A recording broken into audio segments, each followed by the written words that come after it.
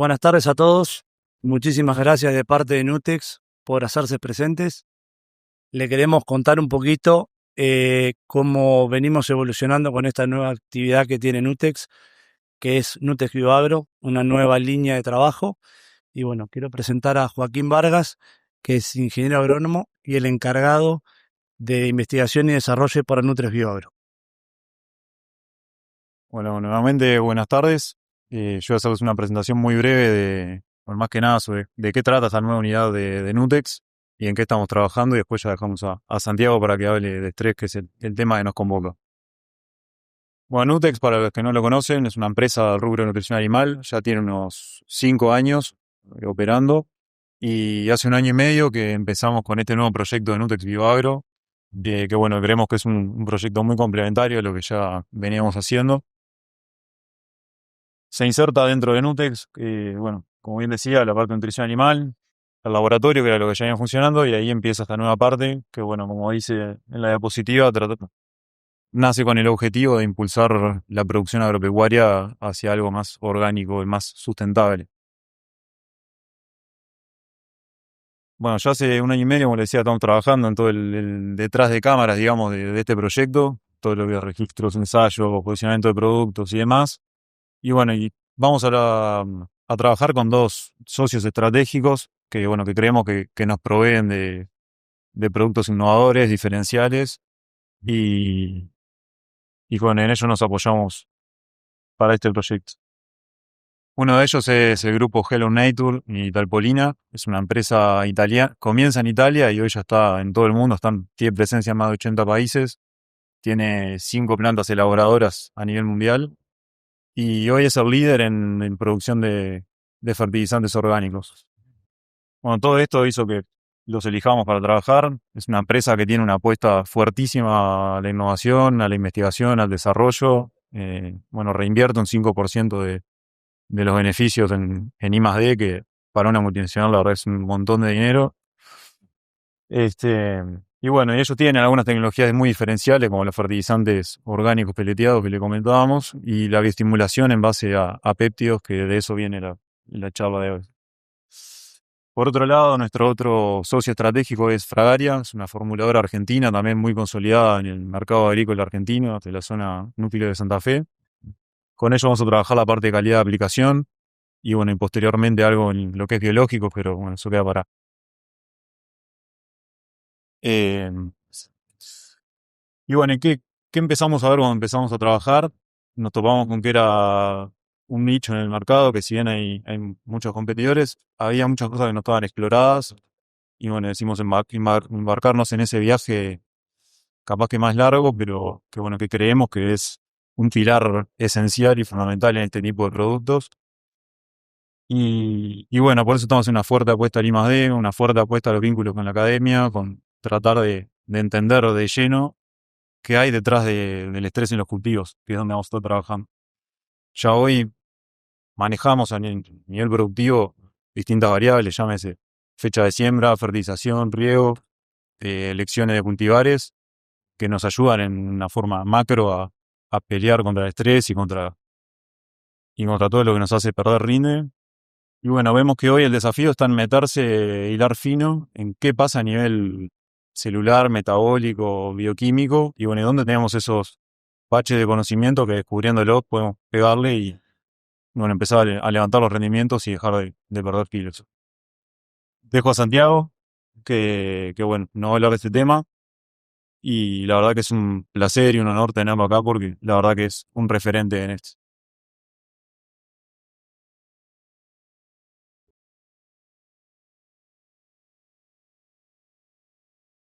Bueno, buenas tardes para todos. Muchas gracias, Joaquín, por la presentación. Muchas gracias, Rodrigo, por la oportunidad de dar esta charla. El interés es mutuo de dar la charla. Nosotros de nuestro lado sentimos ese debe desde la academia a veces de comunicar a una audiencia más amplia el trabajo que hacemos. Así que bueno, sin más vueltas, les voy a contar un poco. La charla de hoy se titula Estrés abiótico en plantas. ¿Hasta dónde sabemos y qué herramientas tenemos para mitigarlo? Bueno, mi nombre es Santiago Signorelli, soy profesor agregado de la Facultad de Agronomía de la Universidad de la República y dirijo el grupo Food and Plant Biology, que es un grupo que tiene varios integrantes aquí nacionales y integrantes del extranjero. Es un grupo multidisciplinar que tiene como objetivo entender los mecanismos moleculares y fisiológicos por los cuales las plantas responden a estreses, pero no solo a estreses, sino a estímulos ambientales, también en situaciones no estresantes.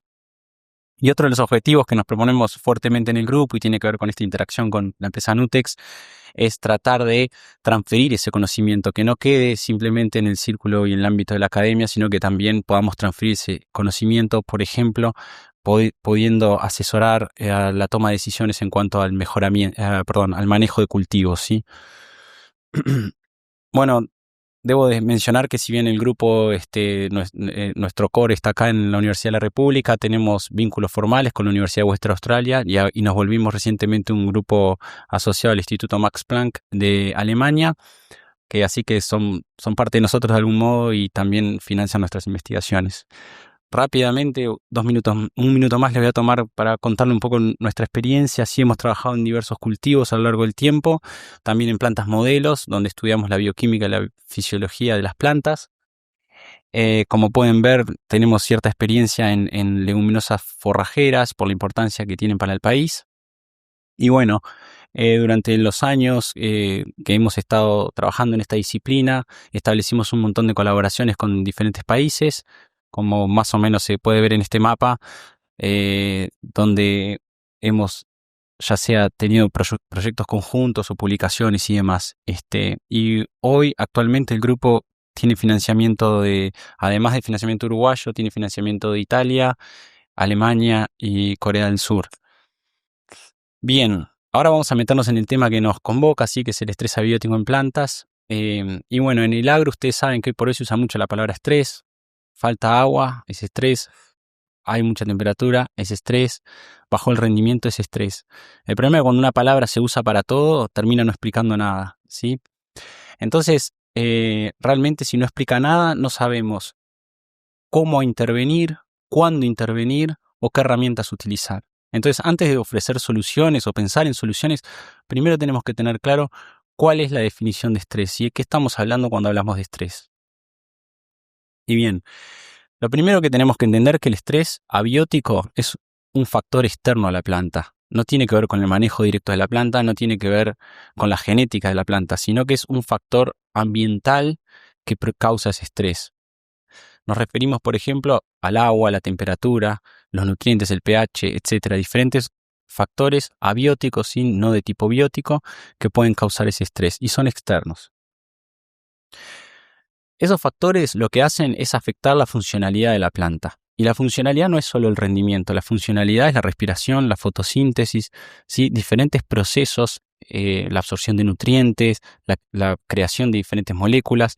Todos esos son procesos que pasan en la planta, que a nivel bioquímico los podemos estudiar, y que si están siendo afectados, ahí puede haber un agente de estrés, ¿sí? Bien, en el caso de que esto ocurra y ese factor ambiental esté afectando esos procesos, la planta va a responder a eso y va a tratar de sobrellevar esa nueva situación, se va a adaptar a eso. El problema es que muchas veces la solución a ese problema o afrontar ese problema implica un costo energético y cuando ese costo se vuelve muy alto, ya empieza a pagar un precio fisiológico la planta, ¿sí? Y ahí es donde termina afectando o comprometiendo el crecimiento y el rendimiento de la planta, ¿sí? Pero tiene que quedar claro que el rendimiento es de lo último que se afecta. Por otro lado, otra cosa importante cuando hablamos de estrés es entender que el estrés abiótico no es lo mismo que falta de confort, ¿sí? Una planta puede estar no en su óptimo, tener un desarrollo que no es el óptimo por ahí, pero no necesariamente estar estresado. En términos bioquímicos, que es el palo que vinimos nosotros, sería como una enzima que no está en su pH o temperatura óptima. No es que deja de actuar, sigue actuando, pero no anda a su máxima capacidad, ¿sí? Bien, a eso nos referimos entonces con la falta de confort. Sin embargo, como les decía anteriormente, cuando esa falta de confort, esa brecha entre el óptimo y la situación que se impuso es muy grande, ahí ya puede haber un costo fisiológico muy grande y ahí sí empezamos a hablar de estrés. Entonces, bueno, primero vamos a nombrar rápidamente los tipos de estrés, en particular los que importan quizás hoy en Uruguay. La sequía es uno de los más importantes, el déficit hídrico, en verano, por ejemplo, cultivos de soja, etcétera, diferentes cultivos. Otro estrés que importa en el país es la temperatura, por ejemplo, las pasturas en verano. También tenemos un estrés considerable, sí, que es el nutricional, por ejemplo, la colza en invierno. Y después tenemos otros estreses que quizás no son tan relevantes o que son más sitio específico y no tan a nivel nacional, como por ejemplo la salinidad, acidez de los suelos, estrés lumínico y herbicidas, ¿sí? Entonces, bien, yo les estaba contando que es un factor externo, el estrés es un factor externo, y la pregunta que nos hacemos es si existe un umbral para decir, bueno, hasta este punto, en este punto empieza a ser estrés. Entonces, lo primero que tenemos que entender es que las plantas, obviamente, son capaces de tolerar variaciones ambientales. La luz cambia a lo largo del día, el agua cambia a lo largo del día, puede cambiar, sí, la temperatura claramente cambia a lo largo del día. Entonces las plantas tienen mecanismos para moverse, sí, dentro de un rango. ¿Qué es lo que hacen? Ajustan su metabolismo, ajustan su crecimiento, ajustan un montón de cosas en función de esos umbrales fisiológicos en los que se mueven sin estar necesariamente estresados. Así que antes del umbral hay un ajuste, pero cuando ese ajuste se vuelve muy costoso o se excede ese ajuste, ese umbral, perdón, se excede ese umbral, ¿sí? Se puede empezar a hablar de estrés. Por ejemplo, les pongo este ejemplo donde tenemos que si nosotros vamos en un auto y aparece una pendiente, lo que hacemos es adaptar la marcha para poder pasar esa pendiente. Pero si la pendiente es muy grande, el motor va a fallar y no vamos a poder superarlo. Bueno, eso es lo que pasa en las plantas. Si las plantas tratan de ajustar, ahora vamos a ver cómo clasificamos esas respuestas, pero en algunos casos esos ajustes no son suficientes y ya empieza a haber un daño. Y eso es lo que ustedes ven como cambios en el rendimiento, ¿sí? El crecimiento de la planta se ve afectado. Entonces, en fisiología, por ejemplo, o en bioquímica, se agrupan las respuestas de estrés de las plantas en diferentes categorías, porque las plantas, como les decía, responden a esas variaciones ambientales. La primera de ellas es el escape, es decir, la adaptación del ciclo de vida para evitar el estrés. Por ejemplo, una floración temprana o la quiescencia, ¿sí? Por ejemplo, la quiescencia de yemas de vid durante el invierno evitan brotar para evitar esa situación que comprometería el crecimiento del tejido apical, ¿sí? La evasión es otro tipo de respuesta que es retrasar la condición de estrés. La planta no puede evitarlo, no puede escaparse, sino puede escaparse de esa situación de estrés. Entonces, de alguna manera, lo que trata de hacer es evitarlo, retardarlo. ¿Qué es lo que hace? Por ejemplo, el cierre estomático, es decir, en un déficit hídrico, en una sequía, las plantas son capaces de cerrar los estomas para limitar la evapotranspiración y de ese modo limitar que las células se encuentren en una condición de sequía, ¿sí? Cambios en el sistema radicular, lo mismo, en un déficit nutricional, la planta explora, ¿sí? Las raíces exploran, lo mismo en falta de agua y demás, con el fin de que no se llegue a esa situación de estrés, ese umbral no se alcance. Ahora bien, puede pasar la situación y pasa que cuando el estrés o la situación impuesta es severa, la planta no le queda otra que luchar contra esa situación y es lo que llamamos tolerancia, ¿sí? Son mecanismos que se prenden y que tienen un costo energético por lo general para afrontar esa situación de estrés. Por ejemplo, acumular metabolitos o prender el sistema antioxidantes. Las plantas también sufren de estrés oxidativo en situaciones de estrés ambiental. Entonces, quizás esos emoticones ayuden a entender un poco, ¿sí? El escape es escaparse de la situación, no afrontar el estrés. La evasión es protegerse de ella, ¿sí? Resguardarse. Y la tolerancia implica luchar, la última teniendo un mayor costo energético. Y ahí podríamos hablar del umbral fisiológico. Cuando se excede ya estamos hablando de estrés. Otras sutilezas a tener en cuenta, pero quizás que son importantes tener en cuenta, es que cuando una planta aumenta la tolerancia al estrés debido a una exposición previa, se habla de aclimatación. Algo que voy a hablar más adelante y tiene que ver con los bioestimulantes, ¿sí? En inglés se conoce como priming. Y la aclimatación difiere de la adaptación. La adaptación es algo que hace referencia a múltiples generaciones, cuando un cultivo se adaptó a un nuevo lugar, por ejemplo. Entonces, bueno, sin duda a los productores lo que les importa mucho es el rendimiento de cultivo, y lo que me parece importante contarles o que sepan es que el rendimiento es de lo último que se afecta, ¿sí? va a haber cambios tempranos en el crecimiento, cambios fisiológicos y metabólicos. Y acá voy a hacer referencia a algunos trabajos que hemos hecho en el grupo nuestro, donde, por ejemplo, tenemos diferentes variables, que no voy a entrar en detalle porque no es la idea que veamos el tecnicismo de esto, pero plantas de soja las estresamos a sequía, se suspendió el riego por mucho tiempo, que no entra acá ya entra, empezamos a reportar los datos cuando ya hay una caída en la conductancia estomática. Entonces ustedes pueden ver que, por ejemplo, esta variable que se llama la apertura estomática o conductancia estomática baja el día 1 cuando la planta se ve impecable, ¿sí? Si ustedes juzgaran por lo que visualizan.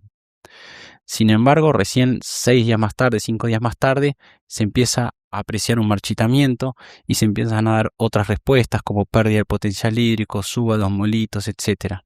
Pero tenemos otras cosas como el cierre estomático, el óxido nítrico, que en una situación de estrés muy temprano ya se prendió. Entonces, esto quiero que les quede claro, ¿sí? Que el rendimiento se afecta mucho más tarde que las variables fisiológicas y bioquímicas que son las que nosotros nos centramos en estudiar.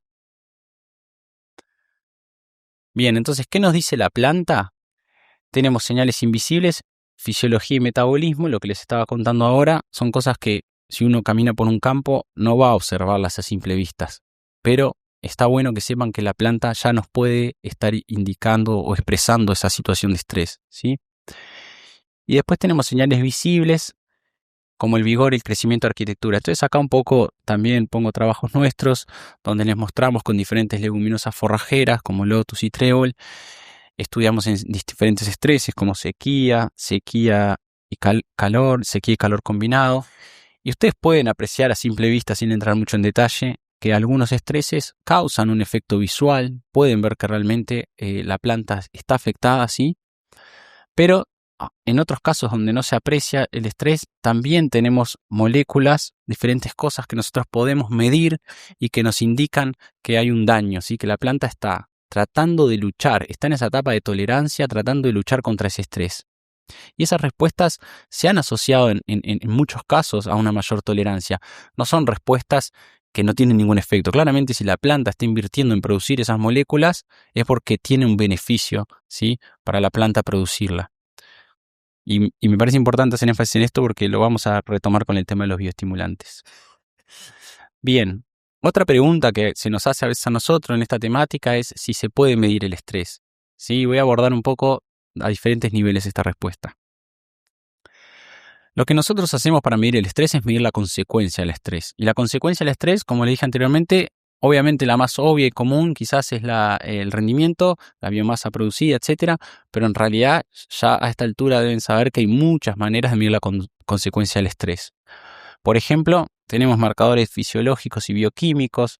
La prolina es un aminoácido que se acumula en respuesta a diversos estreses para conferir tolerancia. Los T-bars son unas moléculas que se pueden detectar, ¿sí? Que nos indican que hay estrés oxidativo, que la planta ya se está dañando a nivel celular. Proteínas de estreses que se acumulan para, por ejemplo, retener agua, como el caso de las dedrinas, pero hay muchas proteínas de estreses, las otras que son para proteger del calor a la desnaturalización de proteínas y demás. Cierre estomático, actividad fotosintética. En fin, un montón de respuestas fisiológicas y bioquímicas que se pueden medir y que a lo largo de los años, después de estudiar muchos cultivos, muchas especies, se ha visto que son marcadores de estrés, ¿sí? Porque se repiten esos patrones, se repiten esas moléculas en diferentes cultivos.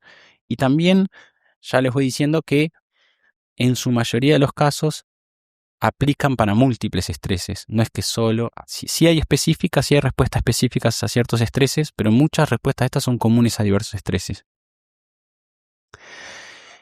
Y a su vez, estoy bien. Oh, gracias.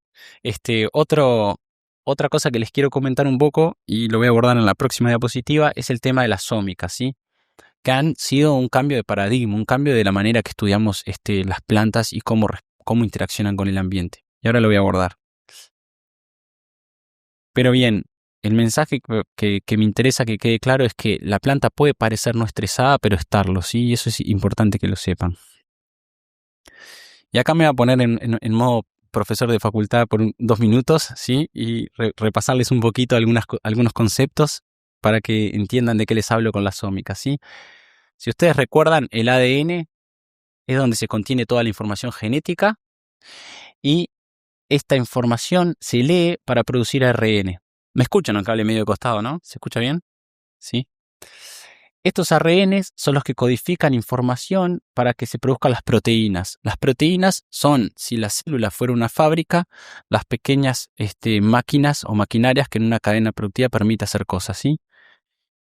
Y esas cosas que producen son metabolitos, moléculas. Metabolitos serían moléculas que cumplen una función metabólica. Y eso termina dando un fenotipado, lo que nosotros vemos. Bien, hoy por hoy existen técnicas, la genómica para estudiar el ADN, la transcriptómica para estudiar el ARN, la proteómica para estudiar proteínas y la metabolómica para estudiar los metabolitos, que nos permiten estudiar en su conjunto todo el ADN, todos los transcriptos, todas las proteínas o todos los metabolitos.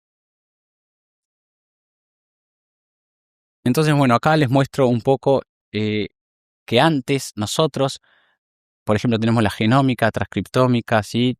Que esto da lugar a las proteínas, todas las moléculas, y esto resulta en un fenotipo. Antes nosotros usábamos esos marcadores, esos trabajos que les mostré hace 10 años, mirábamos una cosa en puntual con una hipótesis muy dirigida y estudiábamos una proteína, un gen cómo se expresaba o algún metabolito cómo se acumulaba. Hoy con las ómicas podemos ver todos los metabolitos, todas las proteínas, todos los transcriptomas. Entiendo que puede ser difícil de entender, así que les voy a poner esta analogía, donde si ustedes fueran inversores, por ejemplo, o productores, y yo como les quiero pedir un consejo, si me aconsejarían invertir en este campo y los hago mirar por esa cerradura, se les hace difícil aconsejar a una persona, ¿verdad? Ahora el escenario cambia bastante si la imagen que yo les doy es esta, ¿no? Entonces, bueno, eso es lo que pasó con nosotros con la bioquímica, ¿sí? Con la era de las ómicas, ahora podemos verlo todo. Podemos ver cómo un estrés afecta a una planta, cómo la planta decide reprogramar todo lo que hace en función de ese calor que se le agregó, esa falta de agua, o incluso, que les contaba que el grupo un poco se dedica a eso, frente a factores que no necesariamente son de estrés. Y acá es donde pueden jugar muy interesantemente los bioestimulantes. Nosotros, en condiciones controladas, donde no tenemos muchas variables, podemos aplicar como única variable un bioestimulante y estudiar con buena profundidad cómo la planta responde a la presencia de ese bioestimulante. Y de esa manera entender realmente el mecanismo de acción del bioestimulante nos va a permitir dar mejor recomendación a los productores en cuanto a cuánto usar, cuándo usarlo y demás. Y bueno, un poco ya comenté cuando me presenté que recientemente obtuvimos un proyecto por 5 años financiado por Alemania, justamente multiómicas, o sea, en combinar estas distintas ómicas, no una a la vez, sino múltiples, para entender problemas importantes a nivel productivo, ¿sí? Así que estamos trabajando en eso.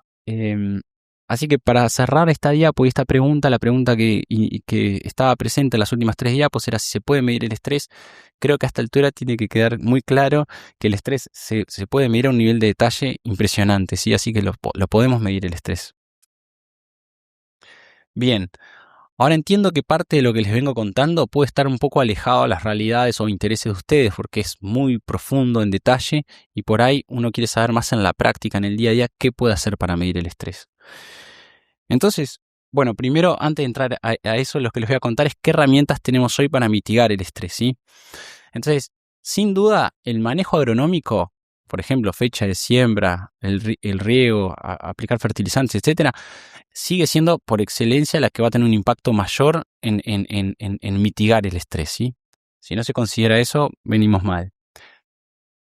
Bien, por otro lado tenemos la genética. La genética sigue siendo otra de las variables más importantes a controlar.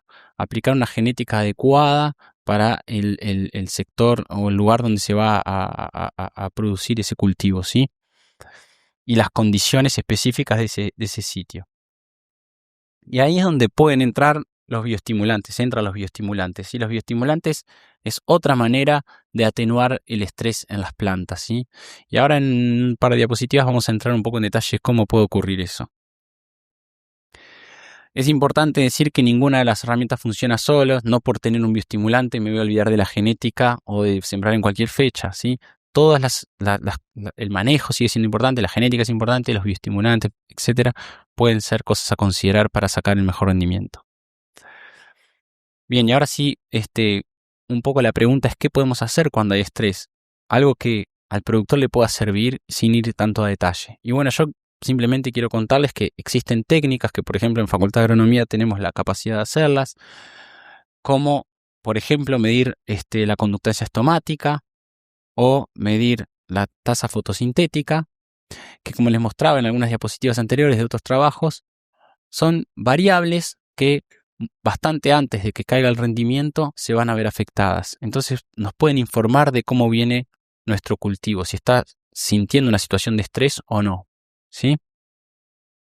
Porque cabe destacar que el estrés, algo que quizás no dije al principio, una condición no la podemos definir como estrés. Por ejemplo, nosotros no podemos hablar que 32 grados es estrés, ¿sí? La planta va a tratar de manejarse y dependiendo de la planta puede ser una condición de estrés como no. Por ejemplo, para soja seguramente no lo sea, para colza quizás sí. Entonces, es importante entender que no solo por medir la temperatura, no solo por conocer las precipitaciones, voy a saber si hay estrés o no. Tengo que ver la planta si está realmente sintiendo que hay un estrés o no. Bien, entonces ahí les planteo un par de herramientas que se pueden utilizar y si existe una solución madre, claramente no hay una solución madre, ¿sí? Son múltiples cosas que nosotros podemos considerar para tratar de estar más informados para poder tomar mejores decisiones. Y bien, he nombrado ya en la charla un par de veces los bioestimulantes, así que vamos a hablar un poco de qué son los bioestimulantes o qué entendemos de los bioestimulantes y por qué tenemos interés en estudiarlos un poco más. Entonces, algunas de las cosas que les quiero decir es que, bueno, que los estimulantes obviamente no son magia, ¿sí? Ayudan mucho al desempeño de las plantas y hay un montón de evidencia que nos demuestra científicamente, ¿sí? Con estadística, que nos permiten tener mayor rendimiento en diferentes circunstancias. Sin embargo, como la charla es de estrés, ¿sí? Entender que el bioestimulante no elimina el estrés, simplemente ayuda a la planta a llevar mejor esa situación de estrés. Por otro lado, pueden actuar como priming, que priming sería un preacondicionamiento fisiológico de la planta a una situación de estrés. Ahora voy a entrar un poco más en detalle en eso. O también pueden cumplir un rol nutricional. Muchos de estos bioestimulantes son productos orgánicos que surgen de diferentes maneras. Por ejemplo, puede ser una vinasa, etcétera, que va a haber un montón de aminoácidos y moléculas que la planta precisa para crecer, ¿sí? Entonces, esos componentes van a ser utilizados y van a tener un rol nutricional con un impacto positivo en la planta, ya sea para prepararse mejor a una situación de estrés, para sobrellevar mejor el estrés o para tener una mejor recuperación post-estrés, ¿sí? La planta está todo el tiempo reconfigurándose, incluso en un periodo de sequía. Cuando el agua viene, después de ese periodo de sequía, hay una reconfiguración nueva de las células de la nueva situación, donde hay que sintetizar proteínas, hay que sintetizar moléculas. Si tú tenés mayor disponibilidad de aminoácidos, por ejemplo, esa respuesta, esa recuperación va a ser mucho más rápida. Entonces ahí vamos a entrar un poco en detalle en cómo pueden funcionar. Y bueno, esta imagen muchos de ustedes la deben conocer, ¿sí?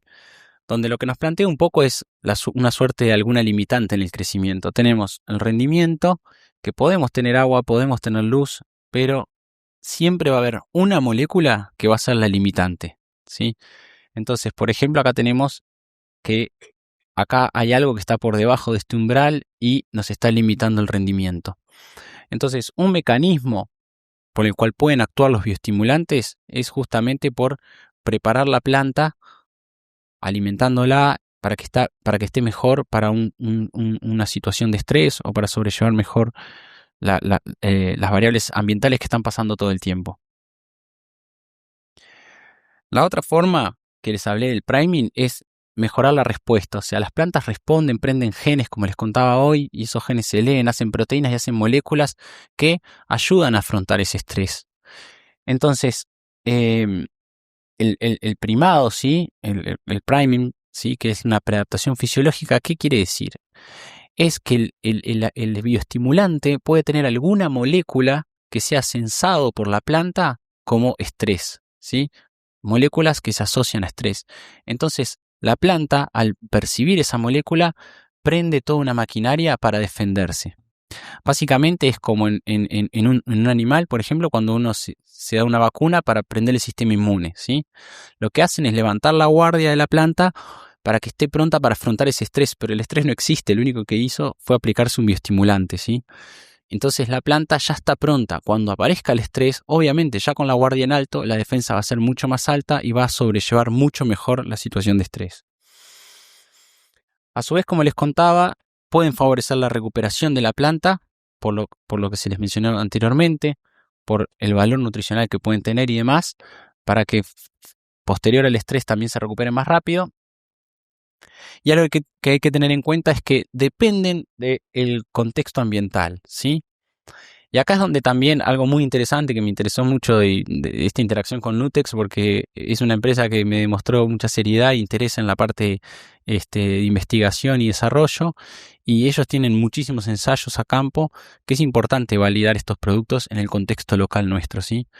Entonces, bueno, sin duda que depende de eso. Está buenísimo ver que hay empresas que se interesan por verificar que esas mejoras ocurran también en nuestro contexto y no en otros países. Algo a considerar también de los bioestimulantes entonces es que su uso puede no ser óptimo. Fácilmente podemos caer en situaciones en las que el uso no sea óptimo. Por ejemplo, un timing incorrecto. Si es un bioestimulante donde su rol es preparar la planta para el estrés y yo lo aplico cuando el estrés ya está establecido, no va a tener un efecto positivo. ¿Se entiende? Por otra parte, también puede pasar que un uso excesivo no resulta en una mejora. Eso se ha visto en algunos casos, que por ejemplo acá el doble de dosis de este bioestimulante, si bien el bioestimulante tiene un efecto positivo, aumentar la dosis al doble no tiene un efecto positivo necesariamente. Eso puede venir por dos lados, ¿sí? Por un lado puede ser que esa limitante en el crecimiento fue ampliamente superada en ese dibujo del barril que teníamos. No recuerdo si lo volví a poner acá para mostrárselos, no lo puse. Pero bueno, en ese dibujo del barril esa vara se levantó, ya no es más una limitante y lo que vuelve a limitar es otra cosa. ¿Qué suele limitar el crecimiento de las plantas, por ejemplo? La disponibilidad de nitrógeno, ¿sí?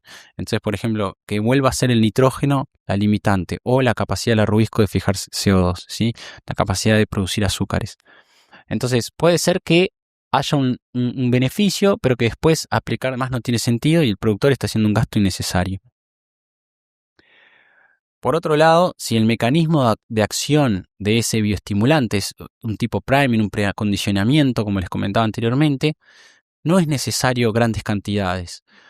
Para dar una señal, las moléculas señal suelen actuar en bajas cantidades, ¿sí? Se necesita una pequeña cantidad. Es como si yo voy a golpear una puerta. Si yo quiero avisar que llego al lugar y golpeo, no es necesario mucho más. No tengo que estar así para avisar que llegué, porque con los primeros golpes que haga, ya voy a haber dado esa señal de que estoy presente, ¿se entiende? Lo mismo pasa con el primado. Si ya se hizo a la planta levantar esa guardia, la planta ya está en modo defensa, porque sabe que hay moléculas que le están indicando que hay estrés, ¿para qué voy a echar 10 kilos y con 1 kilo fue más que suficiente, ¿sí?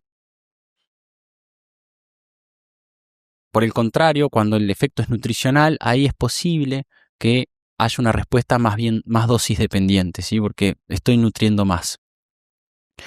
Entonces, algo que vamos viendo de esto es que es muy importante hacer investigación en estos bioestimulantes, porque si uno entiende realmente cuál es el mecanismo de acción, uno va a poder recomendar mejor cómo usar y cuánto usar y cuándo usar, ¿sí? Bien, hasta ahora venimos hablando de estrés, pero también creo que ya de alguna manera se fue quedando claro que cuando no hay estrés también puede tener sentido usarlo, ¿sí? Especialmente si van a tener un efecto de preparar a la planta para un futuro estrés. Es importante saber también que pueden no generar respuestas visibles. Todo esto que yo les estoy hablando de las respuestas de las plantas a estrés, muchas de estas respuestas no generan un cambio que uno pueda apreciar visualmente, ¿sí? Son respuestas que ocurren a nivel bioquímico, fisiológico, entonces no se tiene que preocupar el productor si usa un bioestimulante y no ve un cambio. Está probablemente preparando la planta mejor, pero no necesariamente tiene que ver un cambio. Y bueno, y como les decía anteriormente, es posible que el efecto del bioestimulante dependa del cultivo y del ambiente, independientemente si hay estrés o no. Y por eso es que es importante también hacer estos ensayos que permiten validar el desempeño de un bioestimulante en una localidad dada y con un cultivo dado. Y bueno, ya un poco cerrando, les voy a contar un poco también cómo el grupo no solo que ha desarrollado mucha investigación en cuanto a lo que es estrés, alguna estrategia que nosotros estamos usando, considerando para aumentar la producción de las plantas sin necesariamente pensar en el estrés, ¿sí? Está bien pensar en maneras de defender a las plantas en situación de estrés, pero también está buenísimo saber que hay otras maneras, ¿sí?, de pensar. Entonces acá les voy a contar un poco una historia de un proyecto que tuvimos la suerte de que nos invitaran a postular, porque son llamados cerrados, de la Fundación Bill y Melinda Gates, donde el foco era la fotosíntesis, la producción de biomasa. Y nosotros quisimos, en vez de proponer un proyecto para aumentar la fotosíntesis, propusimos algo bien distinto. Entonces le voy a hacer un poco de contexto, ¿sí? Desde el 70 más o menos se viene prometiendo o intentando hacer muchas investigaciones y se han gastado internacionalmente muchísima plata por hacer que la rubisco, que es la enzima que capta CO2 y permite producir azúcares, sea más eficiente. Con una rubisco más eficiente, un 10% más eficiente, uno podría pensar que voy a tener un cultivo que me rinda un 10% más, y eso puede repercutir en mucha plata. Con esa promesa o con esa idea se han conseguido muchos fondos de investigación siempre enfocados en aumentar la capacidad de las plantas de captar biomasa. Sin embargo, eso no ha sido posible a pesar de que pasaron más de 50 años y hasta el día de hoy se siguen financiando proyectos con esa misma idea. ¿Eso por qué ocurre? Rápidamente les cuento, la rubisco es una enzima muy complicada con 16 genes, 8 cloroplásticos, 8 nucleares y realmente es de las enzimas más lentas que hay en el planeta, por eso también es la más abundante y no se ha podido hacer más eficiente. Entonces nosotros, ¿qué propusimos en este proyecto y qué nos proponemos? Y tengo convicción que lo vamos a lograr hacer, es el rendimiento, ¿sí? No es solo cuánto se fija de CO2, sino que también hay que considerar, acá en verde estaríamos viendo lo que se produce, lo que se fija, pero en rojo estamos viendo lo que se pierde. La planta, al igual que nosotros, respira, ¿sí? Y tiene diferentes vías por las cuales pierde CO2. Entonces, al final del día, la ganancia en biomasa es el resultado de lo que se capta menos lo que se dejó ir. Y acá viene lo más interesante. Las plantas son muy ineficientes en el uso del carbono y tienen una lógica, y se los voy a poner con esta analogía. Nosotros antes usábamos agua potable sin mucho criterio, ¿sí? Porque lo usábamos para todo, literalmente para todo, y sin mucha conciencia del agua. Hasta que llegó en el 23 una seca que nos hizo a todos darnos cuenta lo imprescindible que es el agua, sobre todo al menos los que vivimos en Montevideo, lo imprescindible que es y cómo derrochamos agua todos los días, ¿verdad? Bueno, esa es la historia de las plantas y los animales. Perdón. Las plantas, a diferencia de nosotros los animales, reciben el CO2, el carbono, ¿sí? Los azúcares los producen ellos, les salen gratis, los toman del aire. Nosotros no, nosotros tenemos que salir a buscar esos alimentos, tenemos que cultivarlo o tenemos que salir a cazar, tenemos que rebuscarnos la vida. Entonces la evolución ya se encargó de hacer un trabajo muy importante, que es que nosotros seamos súper eficientes en el uso del carbono. Nosotros no regalamos carbono, las plantas sí lo hacen, tanto que la mitad del carbono que agarran por día lo tiran. Y nosotros identificamos a nivel bioquímico, molecular, dónde están esos diferentes sitios donde las plantas tiran carbono, tienen ciclos fútiles, ¿sí? Regalan electrones, están tirando carbono literal. Entonces, lo que nos propusimos en esta propuesta es, en vez de enfocarnos en captar más biomasa, enfocarnos en que las plantas pierdan menos biomasa.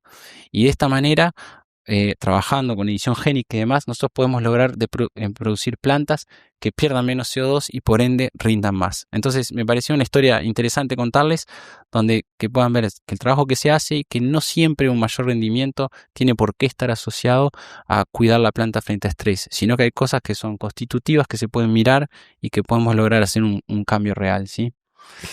Bien. En esta suerte de difusión que hicimos antes de la charla hablamos de que iba a haber mitos, así que no los voy a engañar y les vamos a ver algunos mitos, a ver si quedaron medios demostrados.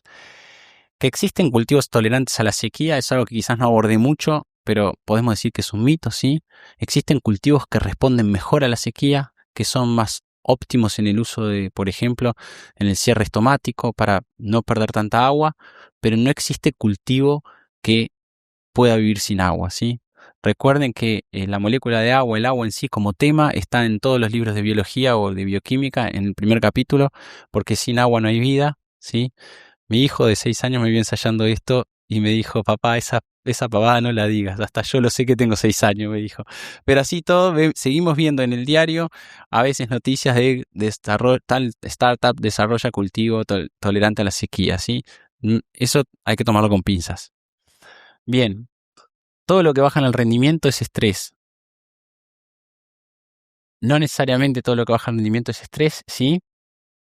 Si la planta se ve bien, no está estresada, ni que hablar que no, creo que quedó muy claro. Hay muchísimas cosas que pasan, una reprogramación interna en las plantas que ocurre mucho antes de que uno pueda percibir en un marchitamiento o algo que le indique que la planta está estresada visualmente.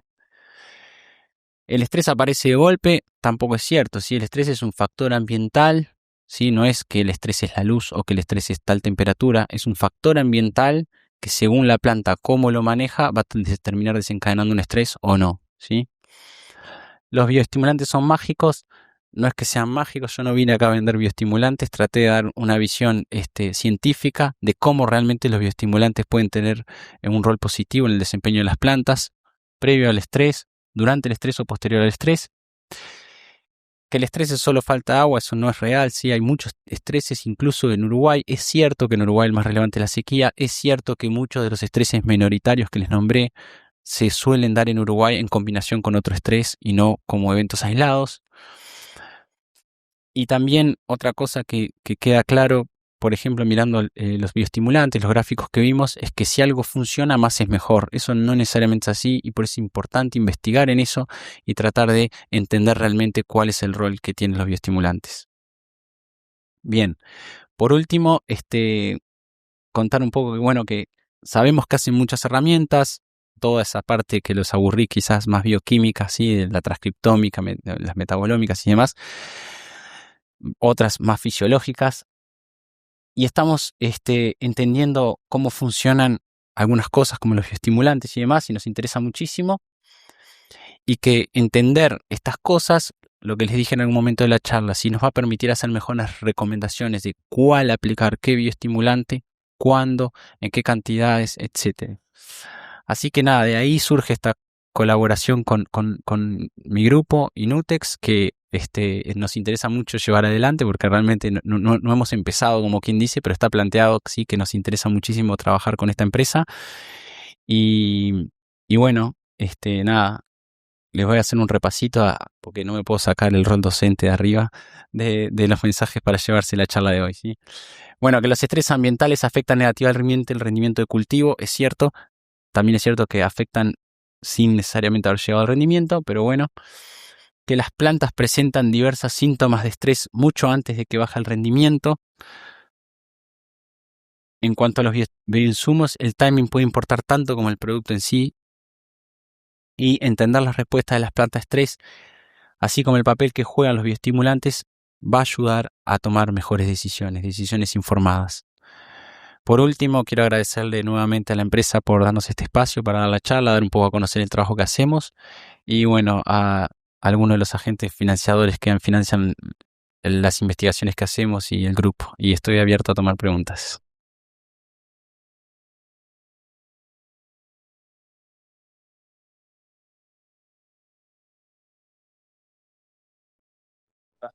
Hola, hola, hola.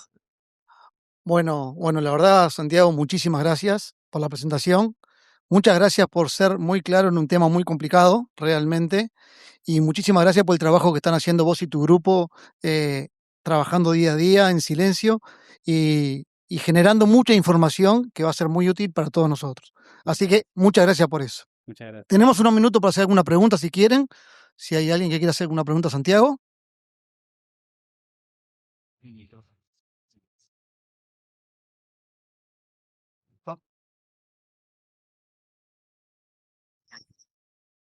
Bueno, Te va a dejar ir sin no, Santiago, lo que veníamos ya conversando hace un tiempo, si todas estas herramientas ómicas que nos permiten ver distintas moléculas, si hay forma de, o es viable, que ya hemos conversado, de llevarle una herramienta tangible para el productor o para el asesor que trabaja en producción. Es decir, voy, mido la planta en qué situación está, me conviene aplicar, no me conviene. Mira, yo creo que medio que en la charla lo dije, ¿no? Veo un poco difícil hoy que las ómicas como tal las apliquemos a que le sirva a un productor, ¿sí? Es mucha información que se genera. Imagínense ustedes, una planta expresa más de 40.000 genes, ¿sí? Entonces, hay que tener una capacidad muy buena que no creo que el productor tenga en su equipo para después analizar toda esa información. Está buenísima la información, pero después son algunos meses de analizar, entonces no te va a informar tan rápidamente como para tomar una decisión. Entonces, las ómicas son buenísimas para nosotros entender a un nivel de detalle muy, muy bueno cómo afecta cierta variable ambiental, cómo afecta el bioestimulante, cómo afecta un manejo, también para manejo lo podemos usar, pero no para ir al campo a medir y tratar de tomar una decisión si en los 7 días tengo que aplicar riego o no, fertilizar o lo que sea. Lo veo lejano porque todas las ómicas generan una cantidad de información brutal y que no se procesa tan rápido. Pero sí de la ómica tú puedes deducir, por ejemplo, esta molécula es clave para la defensa, voy a diseñar un dispositivo que me permita medir esa molécula en el campo. Y eso sí es algo transferible. Sí, por ahí iba la pregunta. Ahí va. Bueno, ¿alguna otra pregunta para Santiago? ¿No? Bueno, queríamos agradecerle su presencia, haber acompañado en esta tarde esta presentación. Muchas gracias, Santiago, nuevamente. Ustedes. Hay un trayecto muy lindo por delante juntos como para seguir trabajando y seguir apostando a generar mayor información. Así que bueno, le voy a pedir un aplauso para Santiago. Gracias.